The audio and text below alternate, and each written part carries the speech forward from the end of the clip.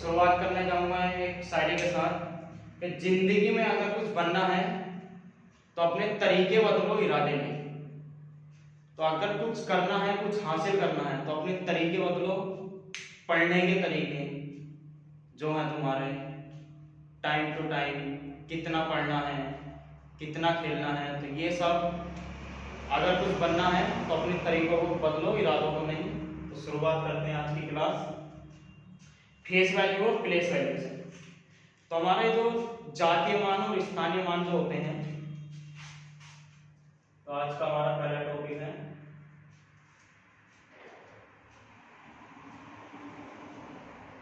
Face value and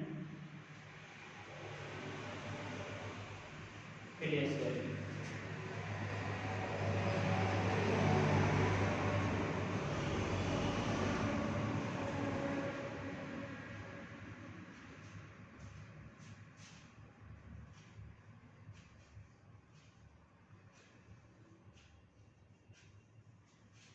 जातीय मान और स्थानीय मान, किसी भी संख्या का जो हमारी पूर्णांक संख्या है, पूर्ण संख्या जो है, उसका अगर जातीय मान और स्थानीय मान सबसे पहले जातीय मान की बात कर लेते हैं।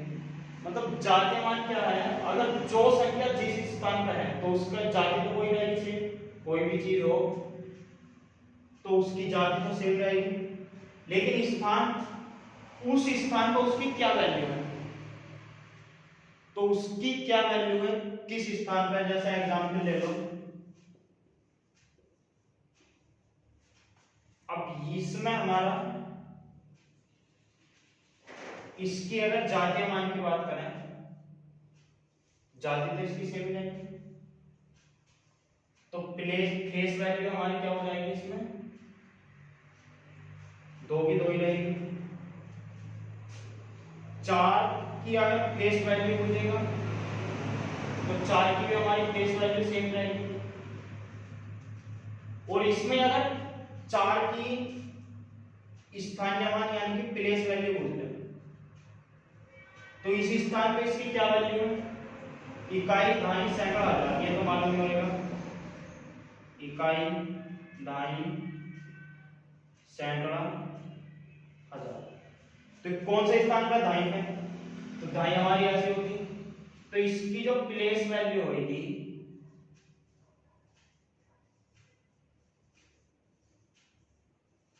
स्थानीय मान, तो 4 की अगर यहाँ प्लेस वैल्यू हो जाएगा तो 40 क्या हो जाएगी, इसकी प्लेस वैल्यू हो जाएगी। तो बस ये ध्यान रखना है कि हमारे जातीय मान जो होंगे हमारे सेम, जो अंक है उसकी जाति वही की वही रहेगी। प्लेस वैल्यू होगी जो हमारा फर्स्ट अगर दहाई पे है तो 10, सैकड़े पे सैकड़ा कितने का होता है हमारा, सैकड़े में 2 जीरो होते हैं, तो जो संख्या है हमारी, जो अंक है वो लिख दो, और उसके जो सैकड़े में हमें मालूम है 2 जीरो होते हैं, तो 2 जीरो। जैसा हजार है, हजार में कितने जीरो बनते हैं, हजार हमारा ऐसे बनता है, कितने जीरो, 3, तो इकाई, दहाई, सैकड़ा, हजार का है। अगर 7 की यहाँ पर फिर प्लेस वैल्यू पूछ ले, स्थानीय मान इसका बोल तो कितना हो जाएगा, 7000। तो यही बस ध्यान रखना है। इसका जो है एक छोटा सा क्वेश्चन है फेस वैल्यू और प्लेस वैल्यू का, ऐसा कौन सा स्थान है जिसकी फेस वैल्यू और प्लेस वैल्यू सेम रहती है। अभी इसमें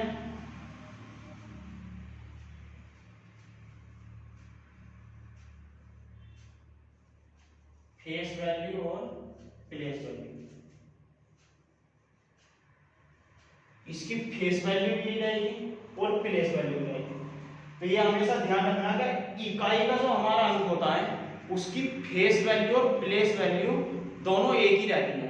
फेस वैल्यू और प्लेस वैल्यू में कोई भी चेंज नहीं होता। तो ये हमेशा ध्यान रखना, छोटा सा क्वेश्चन आ भी सकता है कभी भी, कि ऐसा कौन सा अंक है, मतलब किस स्थान पे फेस वैल्यू और प्लेस वैल्यू एक रहती है। तो किस स्थान पे एक रहती है, इकाई के स्थान पर। इकाई के स्थान पर हमारी फेस वैल्यू और प्लेस वैल्यू हमेशा एक ही मिलेगी, इसमें कोई अंतर नहीं होगा फेस वैल्यू और प्लेस वैल्यू। इसमें के दो क्वेश्चन आ जाते हैं, एक एग्जांपल समझ लो। अभी इसमें है, ये सवाल है बोला 5 के स्थानीय मान और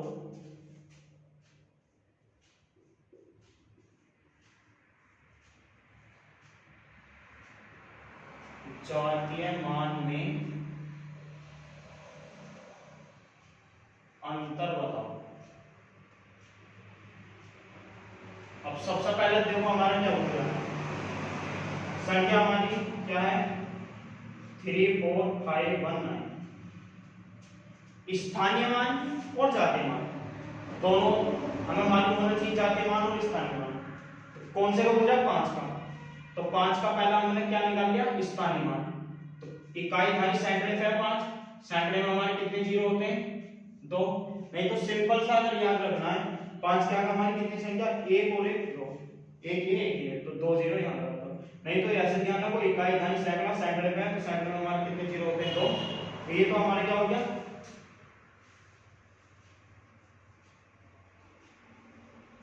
स्थानीय मान। और इसका जातीय मान अगर पूछेंगे, जाति तो सेम ही रहेगी, जाति चार नहीं होगी। जातीय मान क्या है और स्थानीय मान 500 और जातीय मान 5। तो अभी हो गया पूछ रहा है स्थानीय मान और जातीय मान में अंतर बताओ। निकालना है तो अंतर में स्थानीय मान में से जातीय मान हमारा माइनस करो, तो इसमें से ये माइनस होगा तो कितने बचे 495। क्या हो गया इसका 5। तो हमें सिर्फ ये याद रखना है कि अगर जातीय मान पूछ रहा है तो उसका जातीय मान क्या है और स्थानीय मान उस अंक का उसका स्थानीय मान क्या है। तो बाकी कुछ भी पूछे, अंतर पूछे, योग पूछे, जो भी पूछेगा अगर अंतर पूछा है तो माइनस कर दो, अगर जातीय मान और स्थानीय मान में योग पूछ रहा है कि जातीय 5 का स्थानीय मान और जातीय मान का योग क्या होगा तो इन्हें ऐड कर दो। तो बस ये ध्यान रखना है हमें जातीय मान और स्थानीय मान में।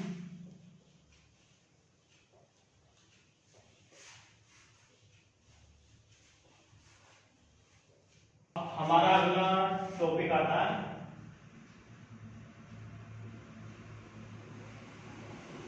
Unit digit. यूनिट डिजिट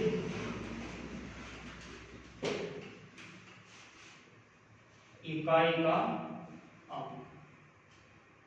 अब जो हमारे इकाई के अंक की कहां जरूरत पड़ती है, कोई भी गुणा देते माना ये देखिए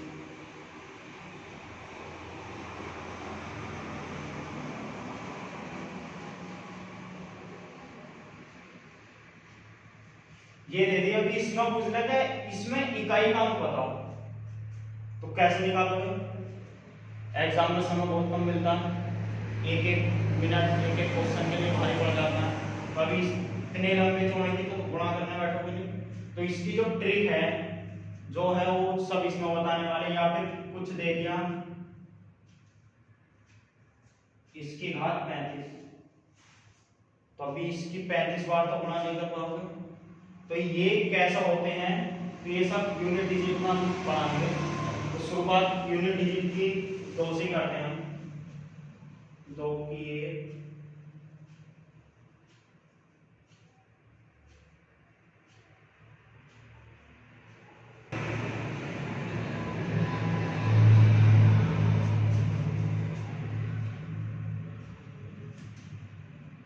2 की पावर 1 का क्या हो जाएगा 2 1 जा 2 2 जा और 4 2 जा 8 2 जा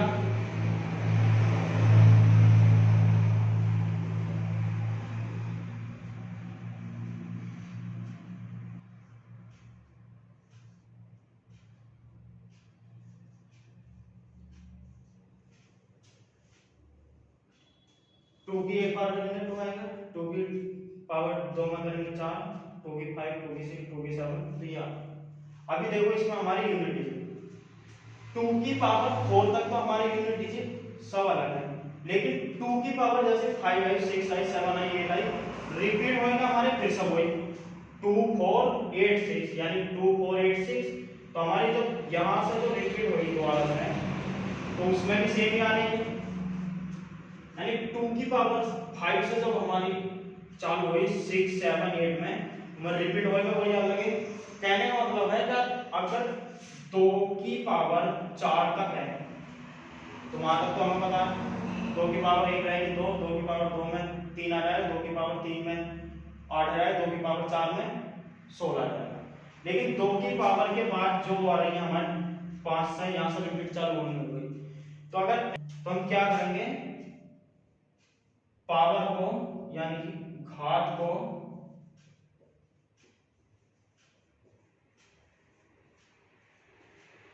चार से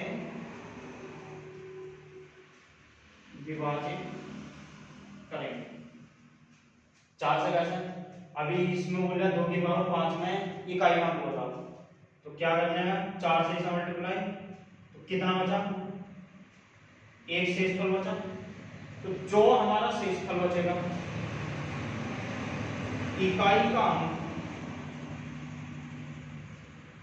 इकाई के अंक का शेषफल उसकी घात में आ जाएगा। तो इकाई का अंक हमारा क्या 2, 2 की पावर शेषफल क्या बचा हमारा 1, तो इकाई का अंक 2। तो इसका एक एग्जाम्पल हम बड़ी संख्या से लेकर आपको बताएंगे।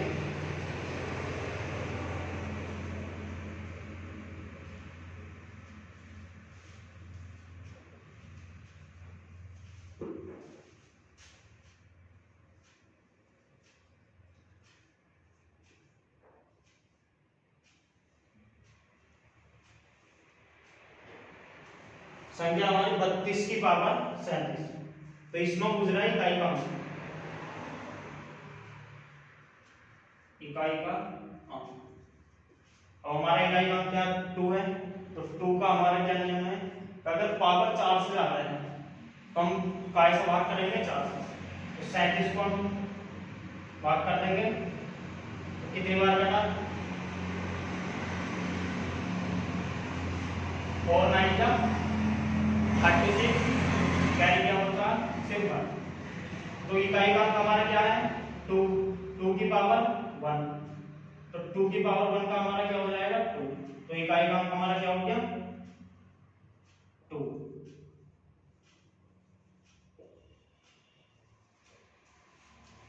इसकी अगर वैसा मल्टीप्लाई करते हैं तो बहुत लंबा चौड़ा जाता है, लेकिन रूल हमारा क्या बोल रहा है कि जो हमारे घात है उसे 4 से विभाजित कर दो, विभाजित करके जो शेषफल बच रहा है तो इकाई के अंक में जो शेषफल बच रहा है वो घात चढ़ा दो।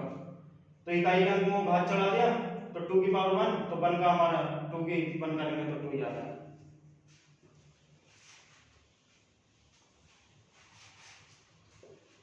तो 2 का नियम क्लियर हो गया।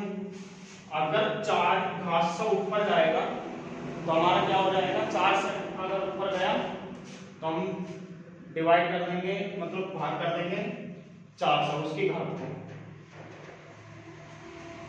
एग्जाम्पल इसके 2-4 कर देते हैं।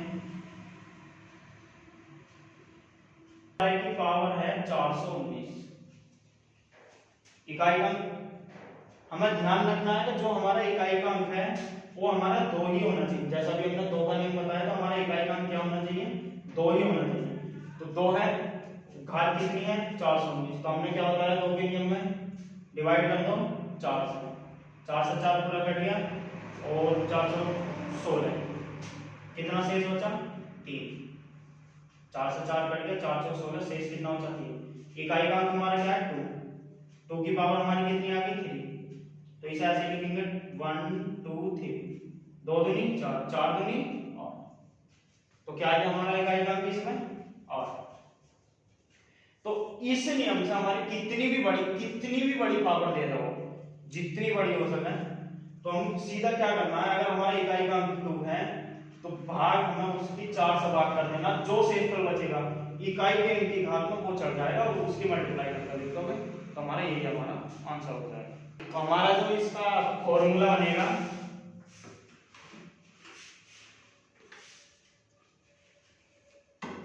पावर बाई 4, यानी कि जो उसकी घात होगी उसको डिवाइड करेंगे 4 से, तो हमारा इकाई का अंक, इकाई के अंक की घात क्या, जो हमारा शेषफल बचेगा, जो भी हमारा शेषफल होगा वो इकाई के अंक में हमारा शेषफल चढ़ा देंगे तो हमारा उसके मल्टीप्लाई कर देंगे, वो ये आ जाएगा। तो इसमें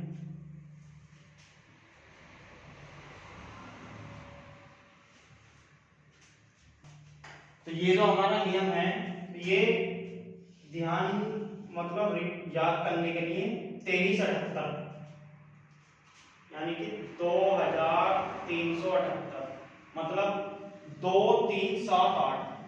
अगर हमारा इकाई का अंक इनमें से कोई सा भी होगा तो उसमें फॉर्मूला हमारा यही यूज होगा, पावर बाई 4 इकाई का अंक की घात शेषफल। तो 2 का अभी यही 3 का 7 का 8 का एग्जाम्पल है 203 की पावर 843। हमने क्या बताया कि अगर इकाई का अंक ये हो मैं 2 3 7 8 में से, तो हम पावर को कितने से भाग करेंगे, 4 से, 4 दूनी 8, 4 गुनी 4, शेषफल कितना हो जाएगा 3। तो हमारा जो इकाई का अंक क्या है 3 और इसकी घात शेष कितना हो जाती है 3 को हम ऐसे लिखेंगे 3 तिया 9, 9 तिया 27। तो हमारा इकाई का अंक क्या हुआ इसमें,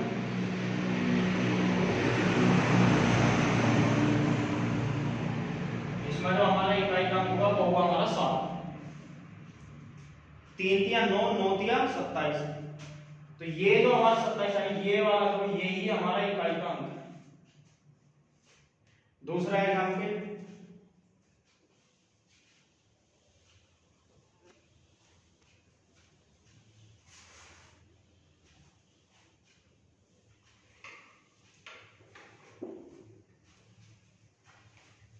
217 की पावर 46। अभी देखो इसमें इकाई का अंक हमारा क्या 7, तो हमने बताया 2378 के लिए तो 7 आ गई। तो हम क्या करेंगे 4 से पूरा कर दिया, शेष क्या बच गया 2। इकाई का अंक हमारा क्या है 7, 7 की पावर 2, 7 गुणा 7 तो 7 7 49। तो हमारा इसमें इकाई का अंक क्या हो गया,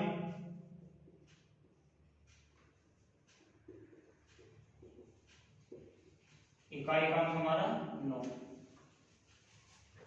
क्योंकि हमारा इकाई ढाई सैकड़ा हजार 10,000 लाख ऐसे चलते हैं ना, तो यही हमारा इकाई का अंक है। तो इकाई का अंक हमारा तो ये हमेशा ध्यान रखना है कि हमारा 2378 हमने बोला है, अगर इसमें इकाई का अंक हमारा इधर 2 हो 3 हो 7 हो 8 हो, तो अगर ये हमारा इकाई का अंक है तो घात को 4 से डिवाइडेड कर दो और उसका जो शेषफल बचता है वो इकाई के अंक पर चढ़ा दो, तो हमारा ये आ जाएगा। ये तो हमारा वो हो गया जिसमें हमारा पावर डिवाइड करने पे शेष बचता था। अगर हमारा पावर जैसा पूरी कटने को आ जाएगा, 4 आ गई 16 आ गई या कुछ भी होगा, अगर पूरी हो रही मतलब 0 आ जाए अगर हमारा डिवाइड करते हैं तो उसमें उसको कैसे करेंगे। तो हमारे जो पीछे बताए थे जिसमें घात में हमारा मतलब शेषफल बचता था, अगर हमारा आ जाए 2 3 7 8 के नियम में शेषफल अगर 0 हो गए तो उसको कैसे करेंगे, जैसे इसे काटेंगे शेषफल हमारा कुछ नहीं बच गया, पूरा कट गया 4 से फुल। तो हमारा इकाई का क्या है 2 का हमारा। तो हमेशा ध्यान रखना अगर हमारा शेषफल कुछ नहीं बच रहा है तो हमारा 4 से जितना से हम डिवाइड कर रहे हैं वो उसकी पावर चढ़ाते हैं। 1 2 3 4 2 दूनी 4 4 दूनी 8 और 8 दूनी 16 6। अभी 3 के नियम में इसमें पूरा कट जाएगा 4 से, तो शेषफल कुछ नहीं बच रहा। तो हमने क्या बोला जब शेषफल कुछ नहीं बचे तो पावर क्या चढ़ा लेते हैं हम 4 चढ़ा लेते हैं। तो 1 2 3 4 3 दिया 9 दिया 27 27 दिया 81। तो हमारा इसमें इकाई का क्या हो गया 1। ऐसे ही अभी इसे देखो 7 के नियम में 4 से पूरा कट गया 12, तो इसे काट लो 4 से पूरा कट गया और 4 के 12 0 हो गया बिल्कुल भी।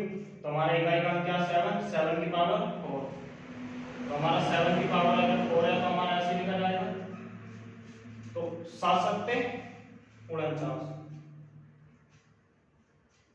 अभी हमने बताया था जो दूसरा नियम था, जो पावर्स अगर जो हमें मल्टीप्लाई करेंगे, अगर इकाई का अंक हो जाए तो इकाई की इकाई से करेंगे हम।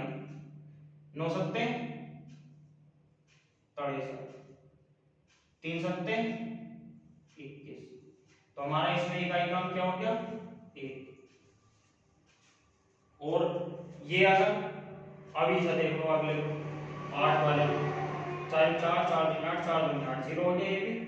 तो 8 की पावर हमारी क्या हो गई? 4। तो 8 की पावर 4 हमारी कैसे लिखी जाएगी? 1 2 3 4। 8×8=64, 64 में हमारा 4 आ गया इकाई का, 4×8=32, 2 आ गया इकाई का, 2×8=16। तो हमारा क्या हो गया इकाई का? 6। अभी देखो दो के नियम यानी कि सम है इकाई, और ये भी सम है, ये भी सम है। हम क्या देख रहे हैं ना, हमारा जो सम वाले हैं उसमें तो हमारा क्या है? 6 और 6, और जो विषम वाले हैं उसमें क्या इकाई का? 1।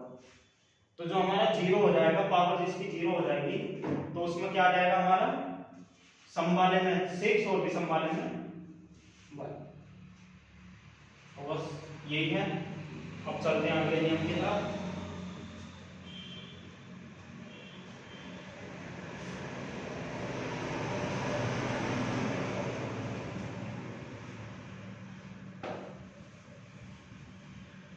पहला हमारा 23×78 के जितने भी जो भी होंगे हमारे, वो क्या हो जाएंगे? सब पावर बाई 4 इकाई का अंक, और जो हमारा शेषफल है हमारा घातांक चल जाएगा। अभी हमारा क्या बचता है? 1।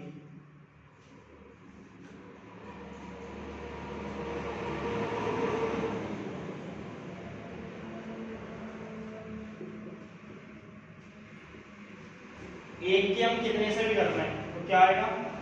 1 ही आएगा।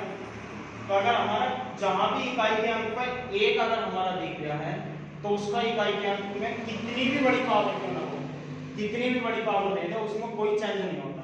तो हमारा इकाई के अंक में 1 में कोई चेंज नहीं होगा। फिर हमारा क्या आया? 23×78, उसमें चला गया 4।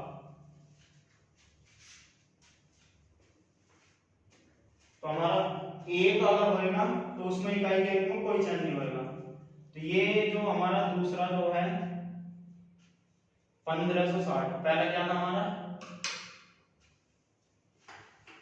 23×78, दूसरा 1560, यानी कि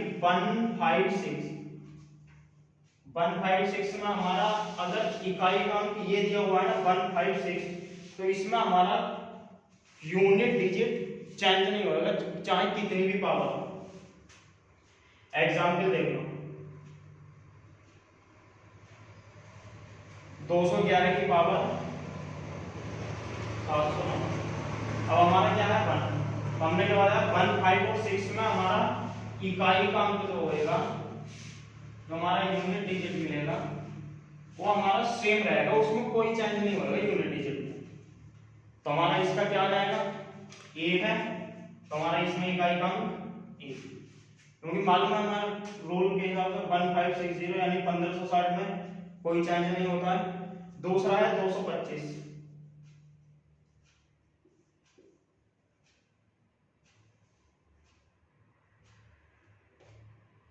225 की पावर 6। ठीक है, इसे हम खोल कर दिखा देंगे, वैसे छोटी कर देखो। तो हमारे क्या आएगा? इसका 5। अभी देखो 225 हमारा ये 1 2 3 4 5 6 ऐसे लिखा जाएगा 1 2 3 4 5 6। तो हमने क्या बताया था, अगर यूनिट डिजिट पूछेगा तो हमारा ये वाला जो संख्या है, तो इसकी हम इस सरल में, तो 5×5=25, फिर 5 आ गया। जब ये 5 बन गया तो 5 की तो हम कितने से भी करते जाएं तो 5 ही आता जाएगा। तो इसलिए अगर हमारा 1 लास्ट में होता, यहाँ 1 होता, 1 की तुम कितने से भी करते जाओ, 1 की कितनी भी बार कर लो तो हमारा 1 ही आएगा। वैसे 5 की हमारी 5 की कितनी बार कर लो लास्ट टर्म तो हमारा 5 ही आएगा, तो इसलिए 5। ऐसे हमारे क्या 6 का हमारा क्या होगा 6 छक 36, फिर 6 आ गया, फिर अगली 6 में करोगे तो 6 छक 36 फिर से आ गया। तो हमारा जो 6 का नियम, 1 का नियम और 0 की, तो अगर हमारा यूनिट डिजिट में 0 दिया हुआ है तो 0 की 0 में करेंगे तो 0 हो जाएगा, तो उसका तो है ही ऑलरेडी 0। तो हमेशा ध्यान रखना हमारा 2378 अगर है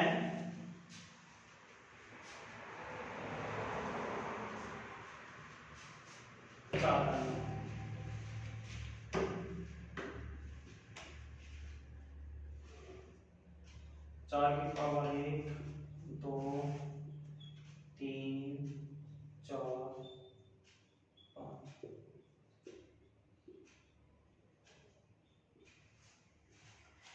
चार की पावर का सबसे पहले तो 4 4 चौक 16 16 चौका, यहीं तक देखो। अभी देखो 4 की एक बार करी, फिर 4 की 3 बार करी, रिपीट होना चालू हो गया हमारा इकाई अंक में 4। ऐसे ही हमारा इसमें भी रिपीट होना चालू हो गया, पहले 4 6 4 6 4 6 ऐसे चलता रहेगा आगे बढ़ते। अभी देखो कैसे याद रखना है, अगर हमारा पावर क्या होगी विषम हो तो इकाई का अंक क्या होगा 4। अगर पावर विषम है तो इकाई का अंक 4। और यहां देखो यहां हमारी पावर सम है, अगर पावर सम हो तो इकाई का अंक क्या होगा 6। पावर विषम होगी तो इकाई का अंक 4, पावर सम होगी तो इकाई का अंक 6। तो हमारा 4 का क्या नियम था, पावर अगर हमारी विषम होगी तो इकाई का अंक 4 और पावर अगर सम होगी तो इकाई का अंक 6। तो अभी हमारा अगला नियम क्या था 9 का नियम।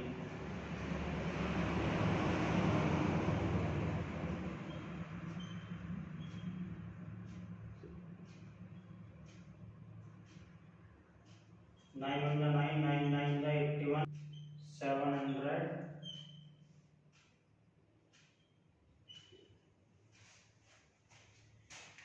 तो हमारा 9 का नियम क्या कहता है, ये देखो हमारा रिपीट हो गया, पावर अगर विषम है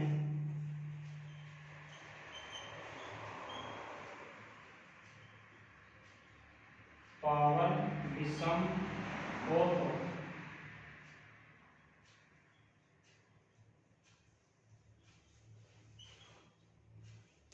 इकाई का अंक हमारा क्या है, पावर अगर हमारी विषम है 1 और 3 हमारी विषम संख्या तो क्या आएगा हमारा इकाई का अंक 9। और पावर सम हो तो इकाई का अंक, अगर पावर हमारी सम होगी तो इकाई का अंक क्या हो जाएगा हमारा 1। हमें ये ध्यान रखना है बस सम और विषम का, अगर हमारी पावर सम में है तो इकाई का अंक हमारा 9 हो जाएगा, और पावर इकाई का अंक हमारा 1 हो जाएगा, और पावर अगर हमारी विषम में है तो इकाई का अंक हमारा 9 हो जाएगा। जैसे 729 की पावर 19, अभी 19 हमारी कौन सी संख्या विषम संख्या, तो हमने क्या बताया अगर विषम संख्या हमारी होगी तो अंक हमारा इकाई का अंक 9, और अगर तो इसकी पावर हमारी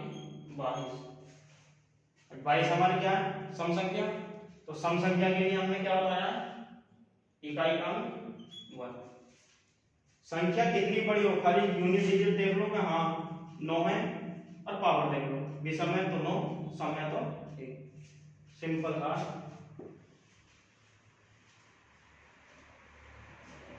हमारे ये नियम सब क्लियर हो गए। एक से रिपीट करवा देते हैं। जैसा हमारा क्या पहला 2378 2 3 7 8 2 3 7 8 में हम क्या करते थे पावर बाई 4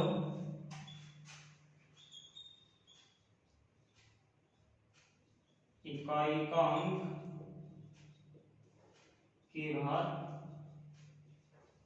जो हमारा शेषफल जो हमारा बचे 2378 में हो गया 1560 1560 तो इसमें हमारा इकाई का अंक ही होगा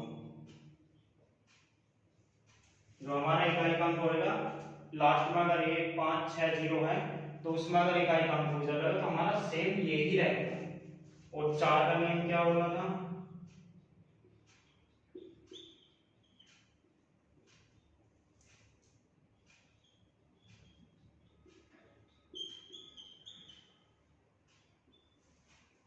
चार का नियम और 9 का नियम अगर हमारी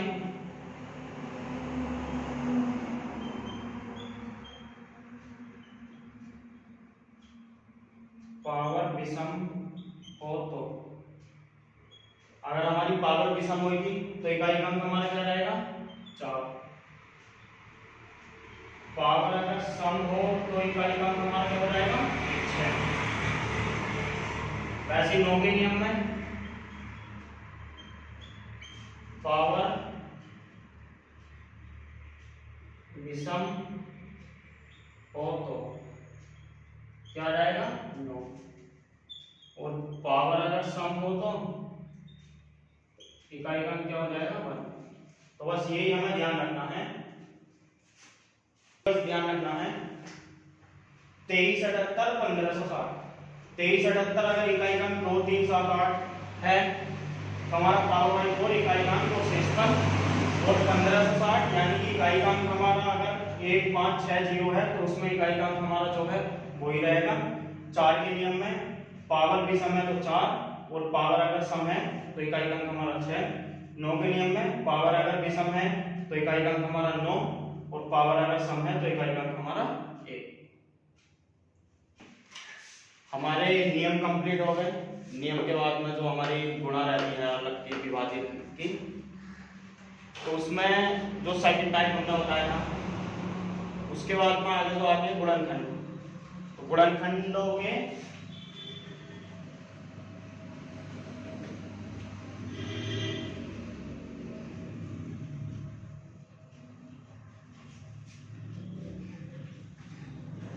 गुणनखंडों की संख्या गुणनखंडों की संख्या में कौन कौन से होते हैं जो हमारे गुणज हैं और गुणनखंड हैं तो उनके बारे में सबसे पहला क्या टॉपिक है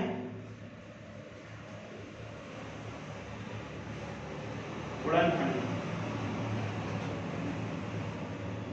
फैक्टर। तो हमारे जो फैक्टर होंगे जैसा हमारी संख्या है 24 तो इसके क्या क्या फैक्टर हो सकते हैं 24 हमारे किस किस से घटेगा 1 से भी घटेगा 2 से भी 3 से भी 4 से भी कट जाएगा 7 6 8 12 और 24।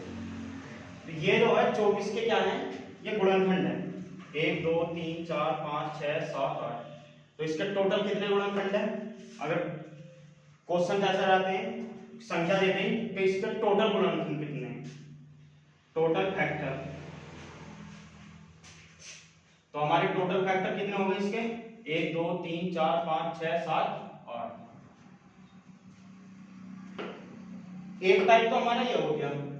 दूसरा जो है हम कैसे करके देखते हैं जो हमारे इस तरीके से करके देखते हैं।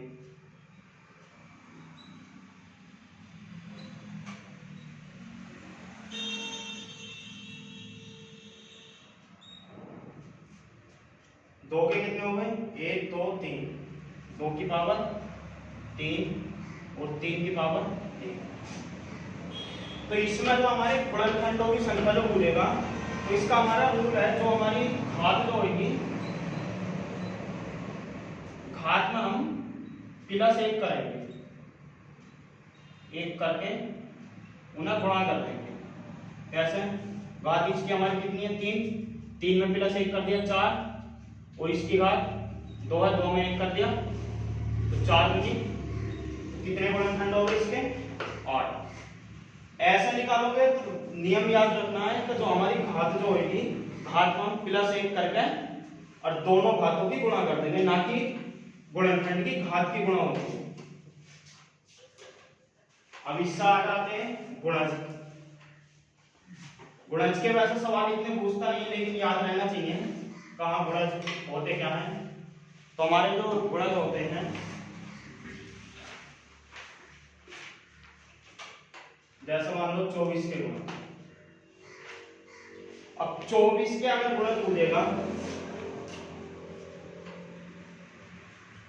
24 से ऐसी कितनी संख्या, बहुत संख्या है जो 24 से कट जाएंगी। 24 है, 48 है, 72, 96, और ये कहां तक जाते रहेंगे, इनकी कोई मतलब लिमिट नहीं। इससे जो संख्या कट सकती है वो हमारे गुणज कहलाते हैं। तो इसके तो गुणज बहुत हो जाएंगे। एक गुणज के जो हमारे क्वेश्चन आते हैं ना, वो बहुत कम ही से मिलेंगे देखने के लिए, 1-2 क्वेश्चन मिलेगा। तो उसमें भी अगर मिला तो तुम्हें लिमिट दे देगा कि 1 से 70 तक,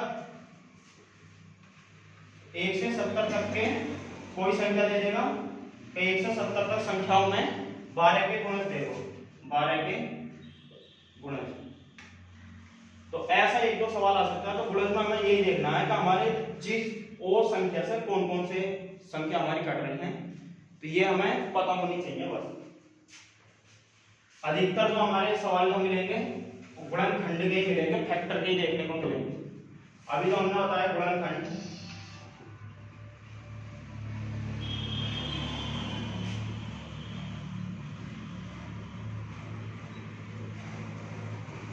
फैक्टर में हमारे सम गुणनखंड और विषम गुणनखंड भी पूछता है। तो सम फैक्टर, विषम फैक्टर और कुल उसके कितने फैक्टर, मतलब कितने गुणनखंड हैं। तो ये सब जैसे मानो कोई संख्या है 48 के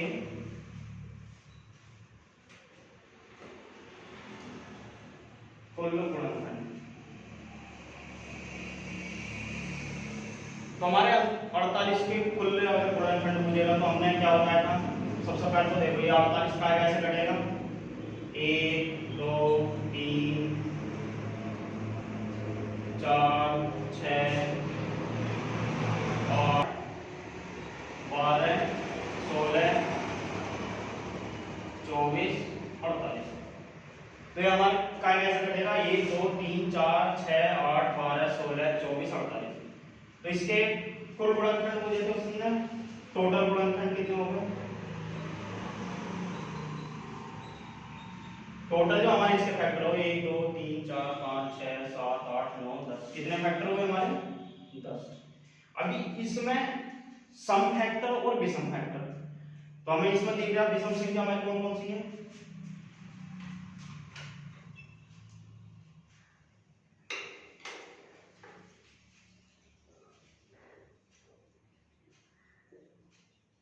विषम गुणनखंड हमारा एक तो 1 है, एक तो 3 है, इनके अलावा तो बाकी कोई नहीं है।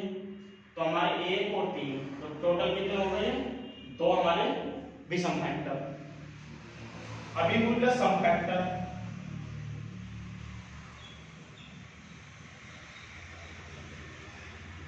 सम गुणनखंड, अभी देखो हमारे 1 और 3 के बाद जितने बचे 2 4 6 8 12 16 24 48। तो ये क्या है, ये हमारे सम कैसा है, ये 2 से कट रहा है हमारे सब, तो ये सम है, ये 2 से नहीं कट रहे तो ये हमारे विषम है। तो ये हमारे इसके टोटल कितने हो गए, 1 2 3 4 5 6 7 8। इसके टोटल फैक्टर कितने हो गए 8। अभी एक नियम से इनका ये हो गया फर्स्ट नियम,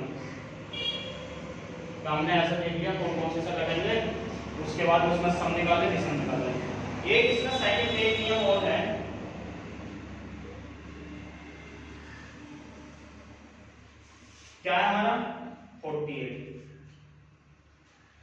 ऐसे काटते हैं, 2 दूनी 4, 2 चौक 8, 12 दूनी 24, 2 छक्का 12, 2 दिया 6 और 3 एकम 3। ये हमारे फैक्टर हो गए। फैक्टर क्या क्या हो गए? 2 गुणा 2 गुणा 2 गुणा 2 गुणा 3, 1 2 3 4, 1 2 3 4, ये हो गए। तो इसे हम कैसे लिख लेंगे? 2 की पावर 4 गुणा 3 की पावर 1, 1 2 3 4 है तो 2 की पावर 4 और 3 की पावर 1। अब इसके अगर टोटल गुणनखंड पूछेगा तो इस नियम से हम कैसे निकालेंगे? तो अगर टोटल गुणनखंड पूछेगा, हमने पहले भी बताया था, तो जो हमारी घात होंगी, जो हमारी उसकी घात होंगी, घात का हम +1 कर देते हैं और घात की गुणा कर देते हैं। तो कैसे करेंगे? घात हमारी क्या 4 +1 गुणा इसकी कितनी 1 +1,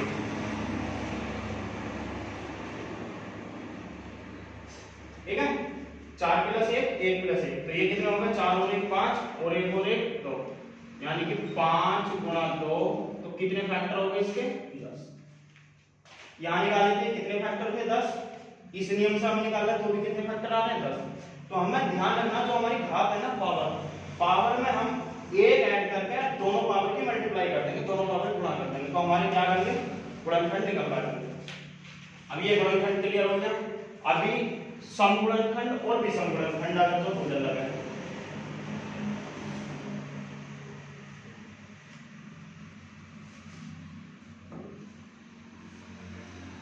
अभी हमारे समगुणनखंड,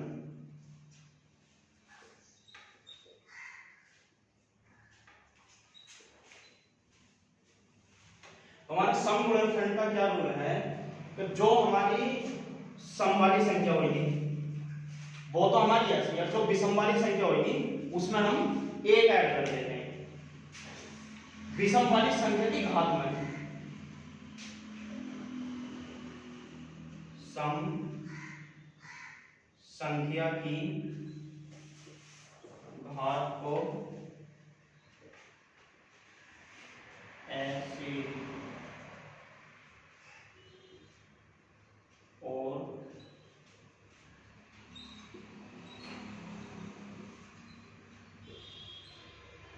विषम संख्या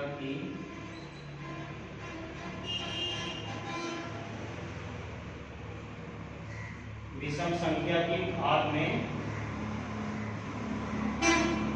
+1 करें। सम संख्या हमारी ये सम है, ये हमारी विषम संख्या है, तो इसकी घात हमारी ऐसी रह जाएगी 4 गुणा, ये विषम संख्या है, इसकी एक घात है, इसमें 1 ऐड करेंगे तो ये कितनी हो गई? 2, 4 दूनी, तो सम फैक्टर जो इसके आए कितने आए? 8। टोटल फैक्टर इसके 10 है, सम हमारे 8 आ गए, तो विषम हमारे कितने रह गए? 2। लेकिन विषम का भी एक फॉर्मूला है, जो हमारे विषम गुणनखंड हैं उनका भी एक फॉर्मूला है। तो विषम गुणनखंड का क्या है? हम सम घात को लेके नहीं है, सम संख्या की जो घात है उसको हम लेंगे नहीं, जो हमारी विषम संख्या की घात होगी उसमें +1 कर देंगे। तो जो हमारी विषम संख्या होगी,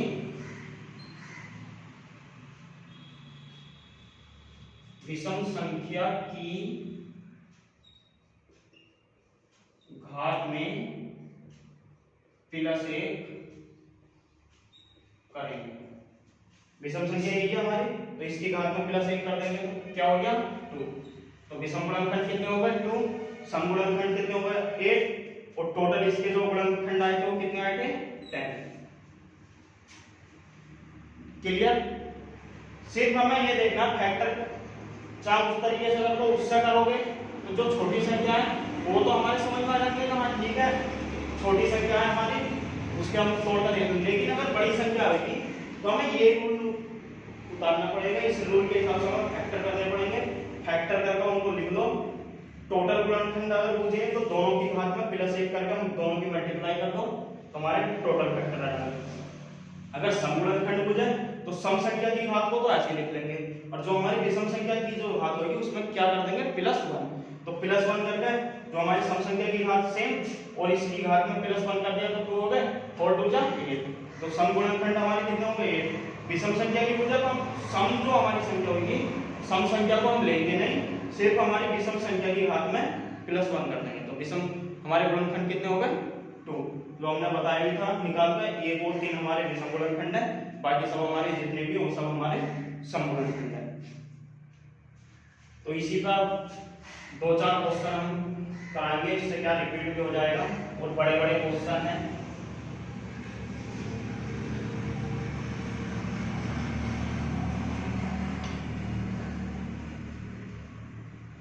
नियम नंबर 1 जो है वो छोटी संख्याओं में ज्यादा यूज होएगा, लेकिन नियम नंबर 2 जो है वो हमारी जो बड़ी संख्या होंगी उनमें अधिकतर यूज होगा। अभी एक है हमारा 360 में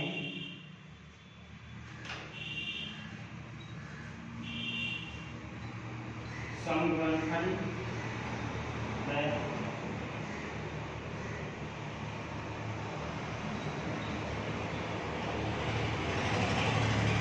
विषम गुणनखंडों की संख्या या यह हमारा एक संख्या है 360। तो इसमें हमें फैक्टर निकालने हैं सम और विषम, इवन ओड फैक्टर निकालने हैं। तो सबसे पहले हमारा जो हमने बताया था उसी रूल के हिसाब से कितने से कटेगा 2 से 180 बार, फिर 2 से 90 बार, फिर 2 से 45 बार, 3 से 15 बार, फिर 3 से 5 बार और फिर 5 से 1 बार। ये हमारा क्या क्या पूरा। तो इसके क्या क्या फैक्टर आ गए 2 2 2 3 3 5। यानी कि अभी सब हाथ में लिखना चाहेंगे तो कैसे लिखेंगे 2 की पावर 3, 1 2 3 है, 3 की पावर 2 1 2 है, और 5 की पावर हमारी 1, 5 को इससे करिए तो 5 की पावर 1। ये हमारा अभी इसमें टोटल फैक्टर, जब हमारे टोटल फैक्टर निकलेंगे तभी तो हमारे सम भी समान आएंगे, नहीं तो सम भी निकाल दो, पहले टोटल फैक्टर निकाल दो।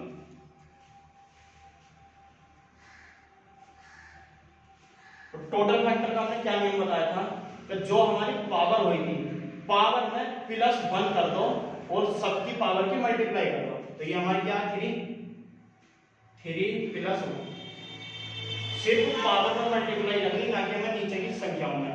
जो हमारी पावर होगी उसमें +1 कर दो और इसकी मल्टीप्लाई,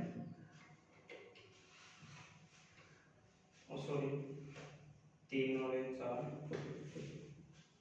2 1 3 और 1 और 1 2। तो कितने हो गए 4 3 12 12 24। तो हमारे इसके टोटल फैक्टर कितने हुए 24। अब ये तो हमारे टोटल फैक्टर हो गए, भाग में हमने +1 कर दिया और उनकी मल्टीप्लाई कर दी तो हमारे टोटल फैक्टर हो गए। अब उसमें हमने क्या बोला सम गुणनखंड और विषम गुणनखंड। सबसे पहले हम सम गुणनखंड निकाल लेते हैं।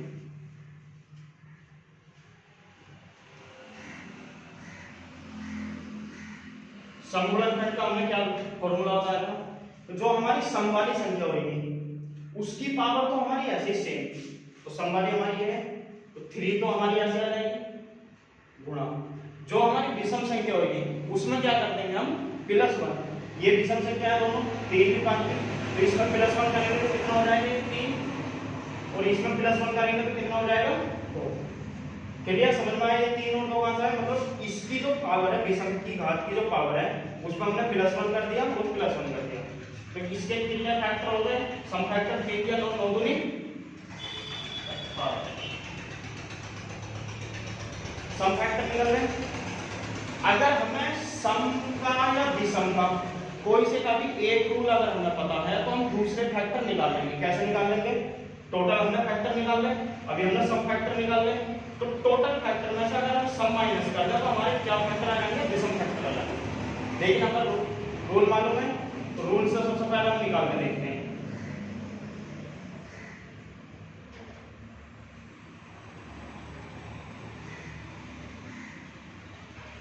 विषम गुणनखंड, विषम गुणनखंड का हमने क्या फॉर्मूला बताया था कि जो हमारी सम संख्या होगी उसे अपन हम छोड़ ही देंगे, उसको तो हमें लेना ही नहीं है, और जो हमारी ये विषम वाली जो संख्या होगी उनकी घात में +1 करके मल्टीप्लाई कर देंगे। ये दोनों विषम संख्या है, इसकी घात 2 है तो ये कितनी हो जाएगी? 3, और इसकी घात 1 है तो ये कितनी हो जाएगी? 2। तो 3 2 क्वेश्चन तुम्हारा सही है या गलत है? गुणनखंड जो फैक्टर निकल पाए हैं सम वाले सही निकले और विषम वाले सही निकले, तो उनका करने का तरीका इन दोनों को जोड़ कर देखो। अगर ये दोनों ऐड होने के बाद टोटल हमारा ये आ रहा है टोटल गुणनखंड, तो हमारे सही है। अगर ये ऐड होने के बाद गलत हो गया तो हमने कहीं ना कहीं गलती कर दी, तो हमारा गुणनखंड जो है गलत आ गया। तो यही बस ध्यान रखना है। अधिकतर जो हमारा यही सेकंड वाला जो नियम है यही ज्यादा है, अधिकतर क्वेश्चनों में लगेगा। गुणनखंड अगर हमें टोटल निकालने है तो घात में +1 करो, मल्टीप्लाई करो, तो हमारे गुणनखंड निकल जाएंगे। सम गुणनखंड निकालने हैं, सम वाली संख्या हमारी ऐसे ही विषम वाली में +1 कर दो, गुणा कर दो, सम गुणनखंड आ जाएंगे। विषम निकालने तो सम वाली को तो हमें लेना ही नहीं है, सम वाली को हम भूल जाएंगे। अगर विषम गुणनखंड हमें निकालने हैं तो सम वाली संख्या को हम बिल्कुल भूल जाएंगे, और जो हमारे विषम वाले रहेंगे उनमें +1 कर दो और मल्टीप्लाई कर दो, तो हमारी विषम फैक्टर आ जाएगा।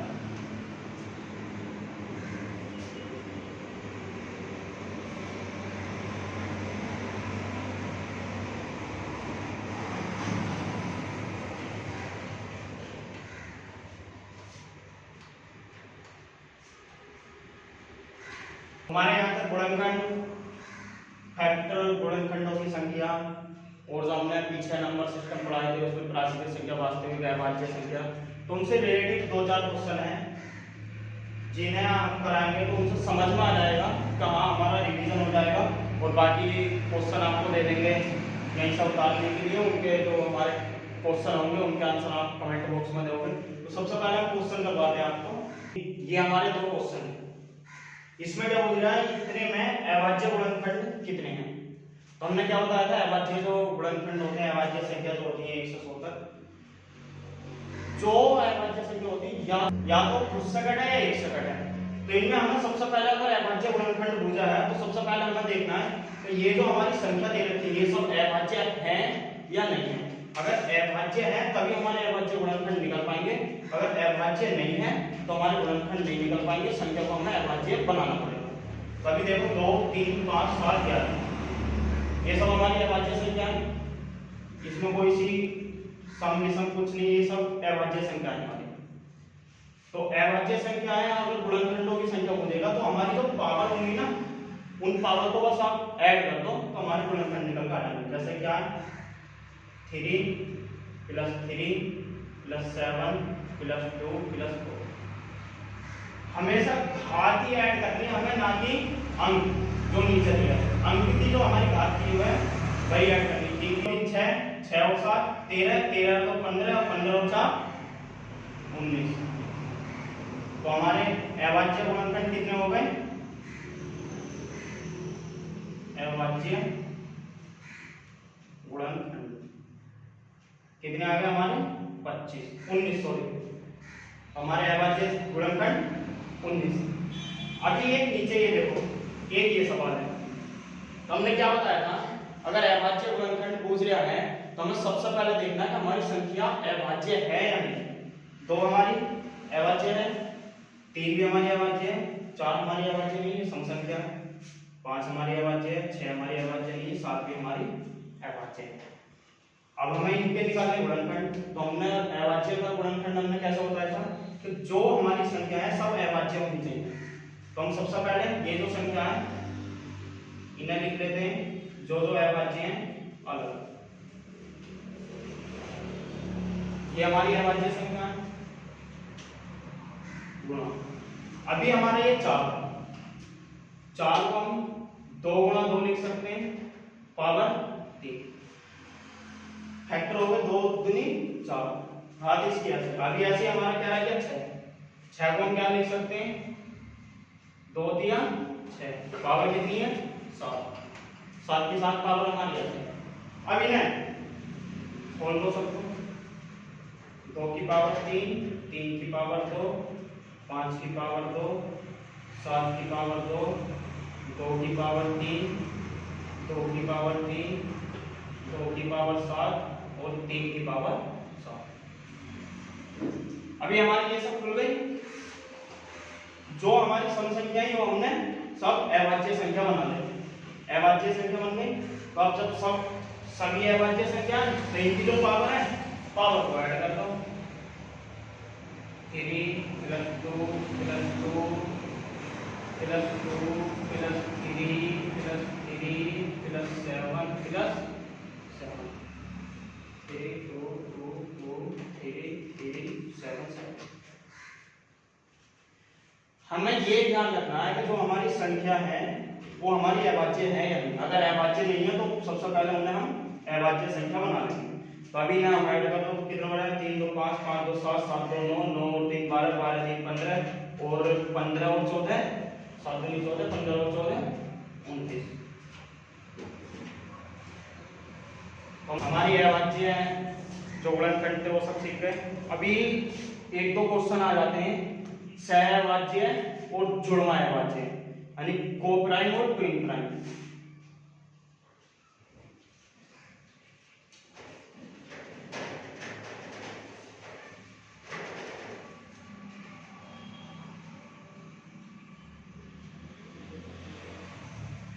सहअभाज्य हमारी कौन सी संख्या होती है?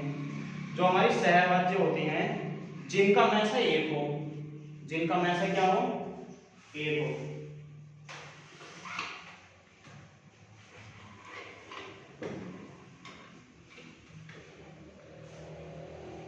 यानी कि HCF हमारा क्या होना चाहिए 1। अगर हमारा HCF 1 है तो हमारी क्या हो जाएंगी वो सहअभाज्य संख्या, और जिनमें कुछ भी कॉमन ना हो, जिनमें कुछ भी कॉमन न हो, मतलब कोई भी दो संख्या दे देंगे उसमें हमें देखना है कि हाँ अगर कॉमन है तो सही है, अगर कॉमन नहीं है तो क्या जिसमें कुछ भी कॉमन ना होएगा वो क्या हो जाएगी हमारी सहअभाज्य संख्या। जैसे एग्जांपल में ये दो दे दें, ये दो संख्या दे दी। अब इसको पूछ रहा है कि ये सहअभाज्य संख्या है या नहीं है। तो हमारे क्या है सबसे पहले हमें क्या देखना है HCF में, या फिर देखो जिनमें कुछ भी कॉमन ना हो। 24 और 35 इसमें तो कुछ भी कॉमन निकल नहीं पाएगा क्योंकि ये हमारी 5 से जा रही है 2 से जा रही है, कॉमन आने का तो सवाल ही ना है। तो इसलिए हमारी क्या हो जाएगी सहअभाज्य संख्या कोप्राइम नंबर। इसमें ही दूसरा जो होता है सहअभाज्य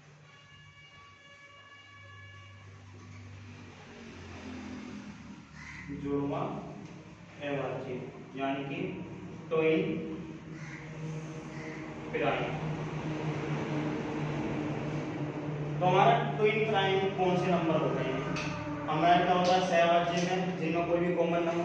तो इनमें क्या है ऐसी कोई भी दो अभाज्य संख्या है जिसमें अंतर दो अभाज्य संख्या और दो का अंतर, जो भी हमारी अभाज्य संख्या होंगी उसमें अंतर कितने का होना चाहिए 2 का अंतर होना चाहिए। अभाज्य संख्या में 2 का अंतर होना चाहिए। जैसा हमारा 5 7 11 13, तो ये क्या है हमारी अभाज्य संख्या है। 5 की अभाज्य संख्या 7 है, 11 की 13 की, और इन दोनों का अंतर कितने का हो गया 2 का ही अंतर हो गया, इनमें भी 2 का ही अंतर हो गया। ये क्या कहलाएंगे हमारी सहअभाज्य जुड़वा अभाज्य, यानी कि ट्विन प्राइम नंबर ये हमारे कहलाएंगे। तो इसके 2-4 क्वेश्चन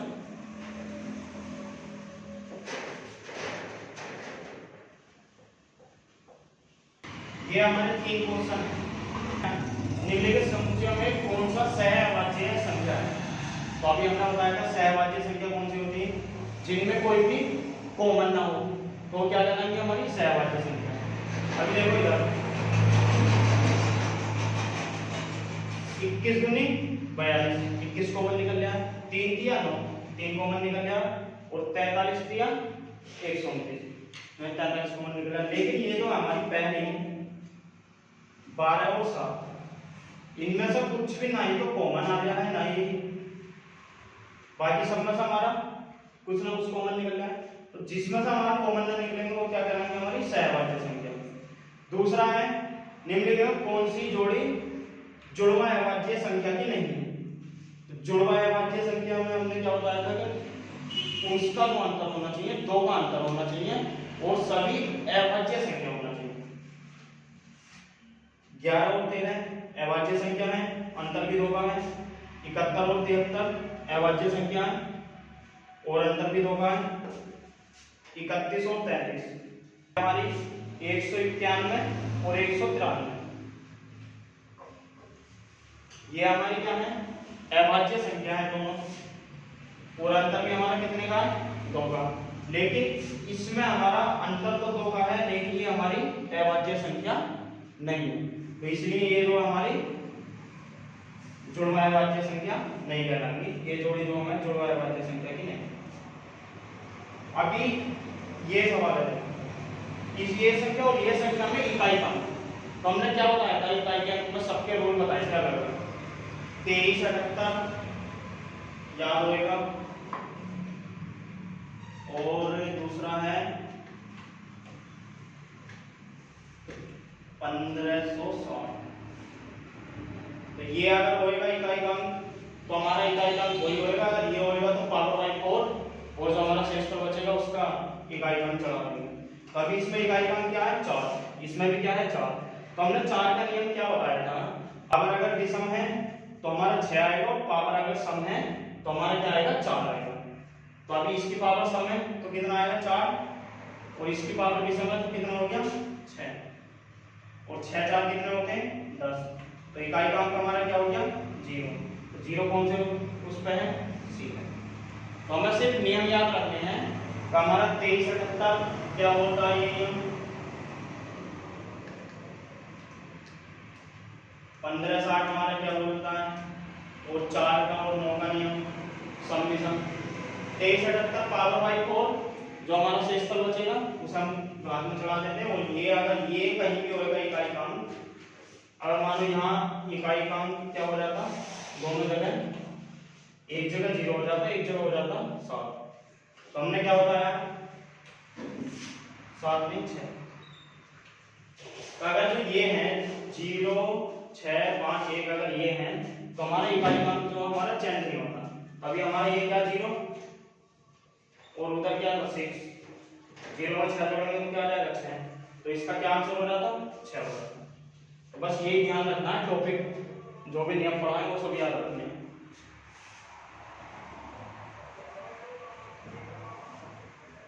अभी हमारा ये टॉपिक सब कंप्लीट हो गया आज का। जो ये जो सवाल दिए हैं अभी 5 सवाल हैं, तो इनके 5 के आंसर आपको कमेंट बॉक्स में देने हैं। जो भी सवाल दिए हैं सब जो अभी तक पढ़ाया है सिर्फ उसी से रिलेटेड वही क्वेश्चन है, तो इनके सबके आंसर आप कमेंट बॉक्स में देना। तो आज के लिए इतना ही। अगर वीडियो अच्छी लगे तो लाइक करो और हमारे चैनल एग्जाम दोनों को सब्सक्राइब करो और वीडियो शेयर करो। जय हिंद।